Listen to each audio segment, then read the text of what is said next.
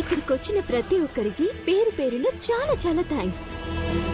రేపు సింధుజాక్షి గోపిలతో పాటు మీ ఇద్దరికి కూడా 16 రోజుల పండగ జరిపించాలని నిర్ణయించాం.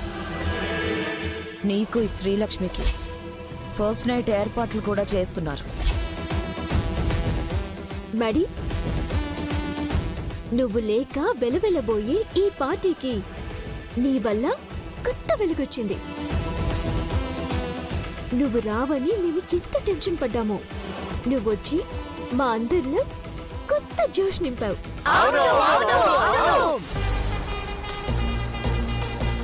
Okay okay, now celebrate. మడి, cheers. Cheers. Cheers.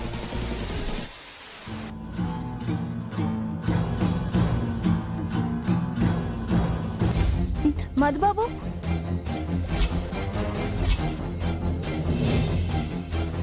ఏయ్, నిన్నెవరు ఇక్కడికి రానిచ్చారు? అసలు నీకెలా తెలిసి ఇక్కడ ఉన్నామని? ఫ్రెండ్స్ మీకే కాదు మాకు ఉన్నారు, ఆ మాత్రం చెప్పరా? హే, ఎక్కడికి వెళ్ళా నన్ను ప్రశాంతంగా ఉండనివ్వవా?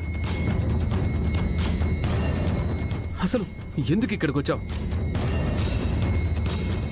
ఎందుకు న్యూసెన్స్ చేస్తున్నావు? అదేంటి మధుబాబు అట్టా మాట్లాడుతున్నారు? ఈ ఆలలో నానింత దూరం ఒంటరిగా వచ్చానంటే ఏ పరిస్థితుల్లో వచ్చానని మీరు ఆలోచిస్తారనుకున్నాను. నేనెందుకు ఆలోచించాలి? ఆలోచించాల్సిన అవసరం నాకు లేదు. నేను ఇంటికి రాను. అనవసరంగా సీన్ చేయకుండా బయలుదేరు. ఇంట్లో నువ్వు నేను వైఫ్ అండ్ హస్బెండ్ అన్నట్టు కానీ కాలేజ్లో ఒక్కరికి కూడా తెలియకూడదు. ఇంట్లో వాళ్ళందరూ కంగారు పడుతున్నారు. పెద్దయ్య గారు వచ్చే వాళ్ళకి మీరింట్లో లేకపోతే పెద్ద గొడవ అయిపోతాదంట. భయపడిపోతుండారు మధుబాబు. ఆ ఇంటికి రావాలంటే నాకు భయంగానే ఉంది. ఆ ఇంట్లో ఒక్కరికి కూడా నా గురించి కానీ నా హ్యాపీనెస్ గురించి కానీ ఆలోచనే లేదు.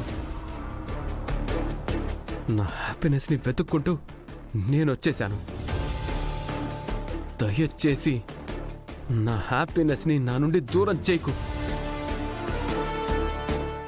మ్యాడీ చెప్తుంది నీకు అర్థం కావడం లేదా?